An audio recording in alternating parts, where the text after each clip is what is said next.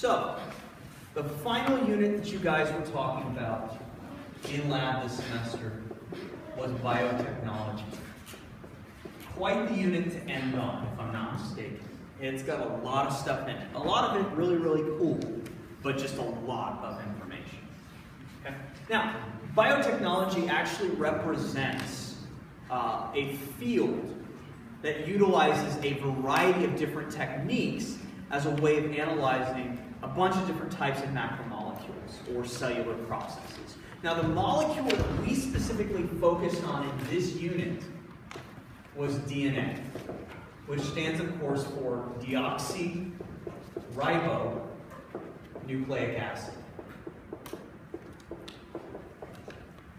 Now, I'm going to ask you to think way back to chapter 5 in your books, not your lab manuals, but in your lecture books, if you're in majors. If you're not majors, this is chapter 3. And recall that deoxyribonucleic acid is made out of monomers that are called nucleotides. These nucleotides consist of 3 primary components. Okay? Every nucleotide is going to have a phosphate group. Every nucleotide is going to have a sugar. If this is DNA, that sugar is called deoxyribose. And then every nucleotide is going to have a nitrogenous or a nitrogen-based base. And these are going to be your adenines, your cytosines, your guanines, and your thymines. Now you may remember from lecture that when you have DNA, you actually have 2 molecules, 2 polynucleotides running in opposite directions of each other, and these bases are going to pair up in a certain manner. Adenine, or A, always pairs up with what base? Thymine, T, through 2 hydrogen bonds, and guanine always pairs up with cytosine through 3 hydrogen bonds. Okay, now the cool thing about DNA, and this goes back to Chargaff, and it goes back to Watson and Crick. If you're in chapter 16 right now in majors biology, you're learning this stuff. The cool thing about DNA is that not only does it seem to differ between different organisms in terms of the relative numbers of these bases, but you can actually look at 2 individuals in the same species, like you and me, and you can actually see discrepancies in that DNA. So what this means is we can effectively use this molecule to differentiate between 2 individuals. And that's exactly what they do in any of your favorite crime drama shows on television. When they go to the lab, effectively what they're doing is they're looking at DNA to see if they can see discrepancies between a potential suspect and whatever they found at the crime scene. So what we're going to do first is we're going to talk about how we can actually isolate this molecule. And then we're going to talk about how we can analyze it post-isolation. Now, one thing I do want to bring to your attention is that DNA has these phosphate groups. Okay? So, I have a quick question. If anybody remembers way, way, way back to chapter 4, does anybody remember what kind of charge phosphate groups have on them? It's a negative charge. So phosphate groups have these negative charges associated with them. Okay? Keep that in mind when we're going to analyze these DNA molecules. All right? Now, let's talk DNA isolation initially. So, we want to isolate DNA. Okay? Now, the first thing we need is we need an organism. What organism did we use in this experiment? Bananas, right? B-A-N-A-N-A-S, bananas. Yes, we used bananas. Okay. So, we used a banana. Now, the banana cell has several things going on. First off, we've got a cell wall, and we've got a plasma membrane inside that cell wall. And then it's a eukaryotic cell, so where is all the DNA going to be found? In the nucleus. So the DNA that I want to get to is inside this nucleus. Now those of you who have gotten to chapter 16, you also know that in eukaryotic cells, it's not just DNA that composes the chromosomes. What is that DNA always wrapped around? Histone proteins. So we got a lot to get through if we hope to isolate this DNA, because that's what we're trying to do. We're trying to isolate it. So we're going to take our banana, and we're going to add that banana to some water. And we blend those two things. We blend up the banana. That's going to do a little bit of damage to the cell walls here, but it's still not going to help us fully isolate that DNA. So we need to get through a couple of things. We need to get through the plasma membrane and the nuclear envelope, which are made out of phospholipids. Now think back to Unit 4, macromolecules in the lab. You guys looked at lipids. So you took this vegetable oil, you put it with Sudan-4 into a tube, but then you added something else that broke up that uniform layer of oil. What did you add to it that broke up that uniform layer of oil? Soap, an emulsifier. So if we want to disrupt phospholipids, what should we add to this mixture to disrupt those phospholipids? Soap, and that's exactly what you did. You added soap solution to break up lipids. So the soap here is going to help us break up the lipids. So the blending and boiling that we're going to do is going to help us kind of break up the cell wall. And then the soap is going to help us kind of dissociate any of the phospholipid bilayers that we have here. Now that only leaves us with what's known as the chromatin, which is still DNA and proteins. So there was one more thing that we added to this solution that ultimately allowed us to disrupt the protein interactions with that DNA. Does anybody remember what it was? Meat tenderizer. Now think about that. Meat tenderizer. What is there a lot of in meat? Proteins. Meat tenderizer contains molecules called proteases. What do you think those are? Enzymes that target specifically proteins. Good. So the meat tenderizer breaks up the interactions between proteins in our DNA. The soap disrupts the lipid bilayers. And now, in theory, we have our DNA by itself. There's just one final problem. DNA is actually soluble in water. So after you did all of this, you took and you boiled this solution. So you boiled this whole solution that you make here. You then took that solution and you put a little bit of it into a test tube. So here's our banana solution. And then you added something to that banana solution. What did you add to this tube? Ice cold ethanol. And that's because DNA is not soluble in ethanol. It is insoluble. And so when you did that, you might have gotten this kind of hazy white mass right around here with these bubbles kind of trapped in it. That was your DNA. And so this is effectively how you would isolate DNA from a cell or an organism. Okay? You would do this, which is commonly referred to as cell lysis. And then this is ultimately where you make the DNA insoluble in the ethanol so that you can extract it from that solution. Okay? So we've isolated our DNA. Now it's time to analyze it. Okay, so let's talk a little bit more about the analysis of this molecule. So, before I can put it into a gel to further analyze it, there is something that I want to do. Okay? I need to differentiate between my DNA and yours, because we're all humans, and the human genome, roughly between all of us, should be pretty close to the exact same length. Some of us might have a couple more, a couple less in terms of bases, but on the whole, it should be relatively close to each other. So I need a way to differentiate between your DNA and mine.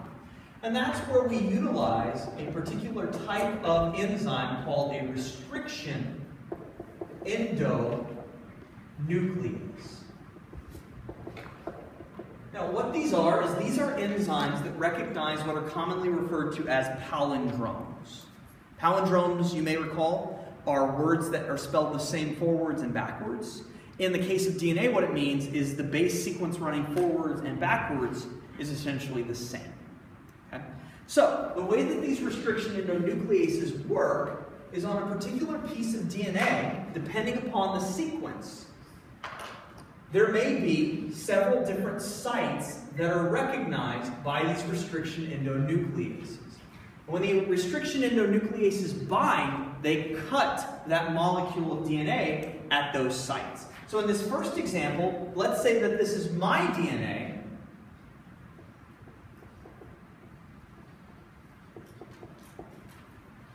Those restriction endonucleases would cut here and here, and the end result of that would be any piece of my DNA that was exposed to these enzymes would be cut into these 3 fragments.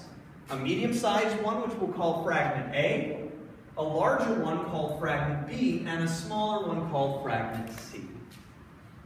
Okay? Now, why is this important? Well, let's say that your DNA, instead of having 2 restriction endonuclease sites, let's say it only has this 1. Well, then when I expose it to these endonucleases, your DNA is going to be cut only twice into 2 fragments, a really big fragment called A, and a really small fragment called B. Okay. So what this ultimately means is if after this review session I go out and I commit a crime, and you happen to be the unlucky schmuck who's in the same vicinity as me, or you look similar enough to me, which doesn't look like that's the case here, but that's okay. But let's say you do, and the police haul you in, the first thing they're going to do is they're going to take DNA from the crime scene, and their forensics department is going to put it into a solution with endonucleases, and that DNA, because it's mine, is going to cut in those 2 places, making 3 fragments. They're going to then take a cheek swab from you. They're going to analyze it in the lab, and it's only going to come back with those 2 fragments. And that is going to show them that you were not the person who was at that scene of the crime. Now, we haven't gotten into how we're going to analyze it, but first and foremost, does everybody understand how this can help us differentiate between 2 people? Okay, so let's take a closer look now at the technique that we use after we've done these enzyme digests that are going to help us analyze the DNA. So we're going to look at the technique. I'm going to show you 2 examples, a crime scene and a paternity test, and then to close everything out, we're going to talk about blood typing, and we'll be done. Okay? So, the technique that's ultimately going to be used is called gel electrophoresis. Gel electrophoresis. What this is going to do is it's going to use diffusion, but it's also going to use electricity to separate these fragments of DNA, okay, in a semi-solid, permeable gel. So you have this gel that's made, it's very similar to Jell-O, it's this gelatin called agarose. And in this agarose, you're going to have these wells. So what you're going to do is you're going to place your DNA into these wells. And what you want to have happen is you want that DNA to diffuse through this gel. But you want it to diffuse in one direction. Because right now, if I just put my DNA into these wells, it can diffuse in every single direction. I don't want it to do that. I want it to go from here down to here. And to accomplish that, I'm going to put an electrical charge through this gel. Now think back to the 3 components that compose DNA and compose the monomers. Phosphate, sugar, and a nitrogenous base. What kind of charge did the phosphate have associated with it? Negative. So if I have a bunch of those phosphates, what overall charge does my DNA have? A negative. So if I want that DNA to go from here down to here, I have to put a certain kind of charge down here. And Paula Abdul always says what? Opposites attract, right? So what kind of charge do I need to put at the bottom of the gel? A positive charge. Excellent. So I put a positive charge here, that pulls the DNA down this way, and if I want it to move away from the top, what kind of charge do I need to put up there? A negative. Now these negative and positive charges sometimes will be put to the side. It doesn't matter, as long as they're either at the top of the gel, here, here, or at the bottom of the gel, here, here, or here. The most important thing is you remember the positive should be closest to the bottom of the gel, and then the negative charge should be closest to the top. So what that's going to do is it's going to cause any fragments of these sizes to move through the gel. Now I've got 3 fragments here, A, B, and C. Which of those fragments is going to move, zoom tight, which of those fragments is going to move the farthest in the gel? C. So I should see something called a band down here that represents fragment C. Now understand, this band doesn't represent one of fragment C. It represents hundreds or thousands of fragment C. Because from a simple crime scene analysis, they could take blood or something from the scene, and that can have thousands, if not millions, of cells in it. So you're going to get a bunch of these fragments of C, but they're all the same size, and they're all going to run to the same location, giving us that band. Okay? Then if I see two more bands, one here and one here, which one is A and which one is B? The top one is B because it's the largest, so it diffuses the slowest, and then this middle one has to be A. Okay? So you'd see these three bands. So what they would then do is they'd bring you into the station and they would bring me into the station, and they want to figure out which of us did it. So what they would then do is they'd say, okay, let's take your DNA and we're going to digest it and then we're going to run it in this gel. And when they did that, they would get the following. Where this is A for you and this is B. I'm going to take the letters out. I have the letters there just to show you where these fragments are, but in the actual gel you're not going to be given these letters, you're just going to be given bands. Okay? So let's say this first lane here is crime scene. The second lane here is you, and this third lane is going to be me. Okay? So notice, you are not the guilty party, because if you were at the crime scene, you should have the exact same banding pattern in your lane that the crime scene had. But when they do my DNA, they're going to see the exact same thing here, here, and here, and that means that I'm the guilty party. So with a crime scene, there has to be a 100% match between the crime scene DNA and the suspects. And understand, just like you saw in the lab, sometimes in crime scenes, they don't do a single lane. Sometimes they'll take the same DNA and they'll digest it with several enzymes. For that person to be guilty, every single lane of their DNA has to match exactly with the crime scenes. Okay? So if they digest it with not one enzyme here, but with a second one in this lane, okay, for you to be the guilty party, not only would you have to have your first lane match with the first lane of the crime scene, but your second lane would also have to match with the second lane of the crime scene. Okay? Questions, concerns about that? All right, so that's crime scene analysis. Now let's talk about a different type of analysis. All right, somebody called Mari. It's time to determine who the father is. All right, so paternity testing is the alternative form of DNA analysis utilizing gel electrophoresis. And the way this is typically going to work is you're going to have a mother lane, you're going to have a child lane, and then you're going to have the potential fathers. Okay, we'll only do two potential fathers here. Now, somebody remind me, how much DNA do you get from your mother and how much do you get from your father? 50%, right? So half of your chromosomes come from mom, half come from dad. What that ultimately means is that in the child lane, we're going to see a certain number of bands. So let's say 2. Now we should have the same number of bands, just number, in the child and the mother and father lanes. But for a person to be the mother of the child, and for a person to be the father of the child, they have to share DNA with that child. Now the mother typically isn't the one we're analyzing here. So she's going to share one of her 2 bands with the child. That then leaves us with the question of which of these 2 gentlemen, if you want to call them that, is the father. Okay. So, for them to be the father, and this is what I would always like you to do, okay, if the mother shares the band with the child, that band cannot be used to determine the father.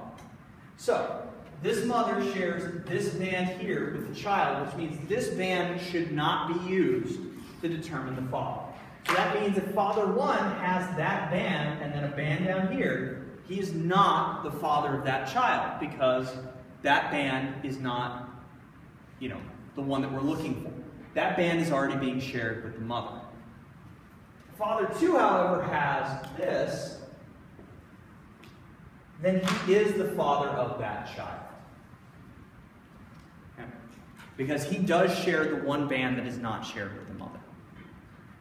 Now, quick question. Sometimes you'll do a far more robust analysis than this.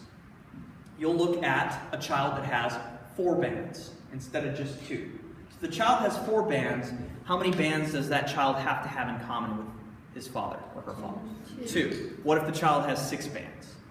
3. So, remember, the number of bands in the child's lane, okay, that are distinct bands, take that number and divide it in half, and that's how many each of the parents should share with the child. So if it was 8 bands, 4 of those bands should be shared with the mother, 4 of those bands should be shared with the father. Questions, concerns about paternity testing? All right, let's get to the final part of this unit, which is blood type. So, up to this point, we've been analyzing DNA. But blood typing presents us with a unique scenario where we actually can analyze something else. Blood typing analyzes the presence or absence of a carbohydrate on the surface of red blood cells. So, just to show you, let's talk about the different blood types.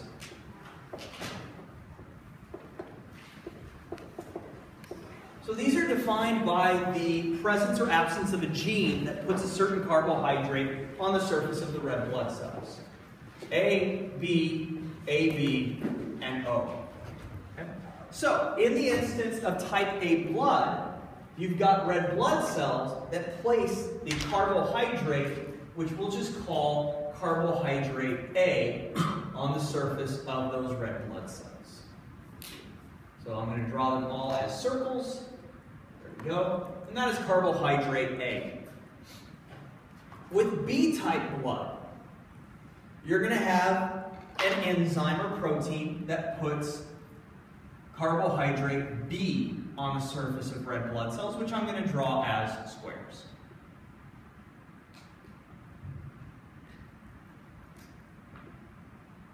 With AB, you have both enzymes, and as a result, on your red blood cells, both carbohydrates A and B are going to be present.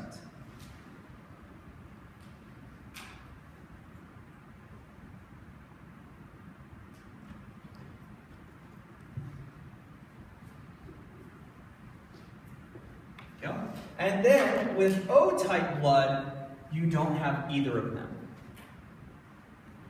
Okay? So those are our blood types, those are our red blood cells. Now, another thing to understand is that in the body, you produce antibodies against the type of antigens that you don't have on the surface of your red blood cells. So if you're only A-type blood, you will make what are known as anti-B antibodies. If you are type B blood, you'll make anti-A type antibodies. If you're AB, you won't make any antibodies. And if you're type O, you'll make both anti-A and anti-B antibodies. Now what this means is that if I have O-type blood and you give me a blood transfusion containing A-type blood, my antibodies are going to bind to those A blood cells. And they're going to cause what's known as agglutination, where all of the cells and the antibodies that are bound to them cluster together. So knowing this, in blood typing, you guys use the fact that these antibodies will bind to certain cells to determine what kind of blood a person has. Okay? We'll talk about RH in just a second, but I want to get to the general basic idea of blood typing first. So you have these wells labeled A and B. And the first thing that you did was you put anti-A antibody into your A well, and you put anti-B antibody into your B well.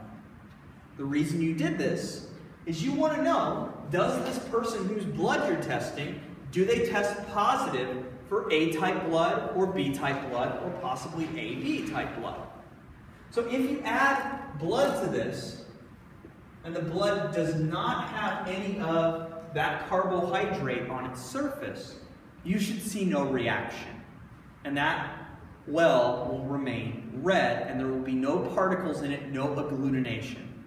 And that's a negative test for that A antigen.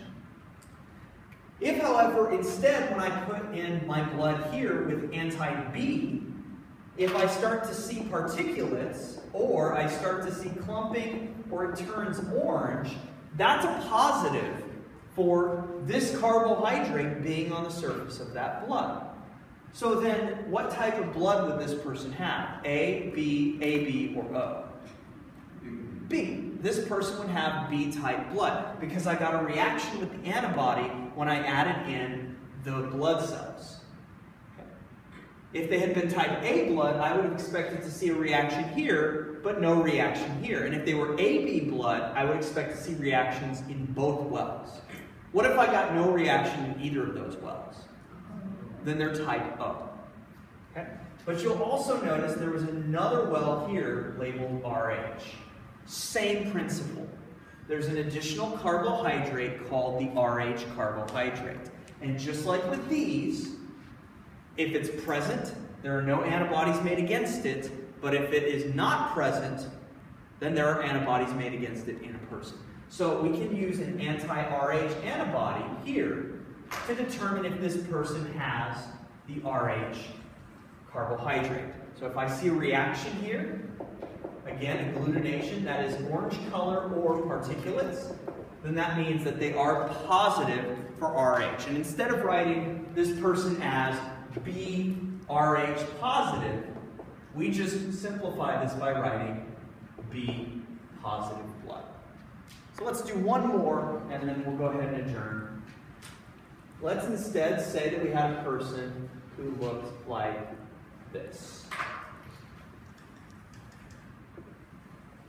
So again, I have A, B, and RH, and I have particulates in my A well, but none in my RH or my B. This is going to be a person who is A negative blood. Does that make sense to everybody? Questions, concerns? All right.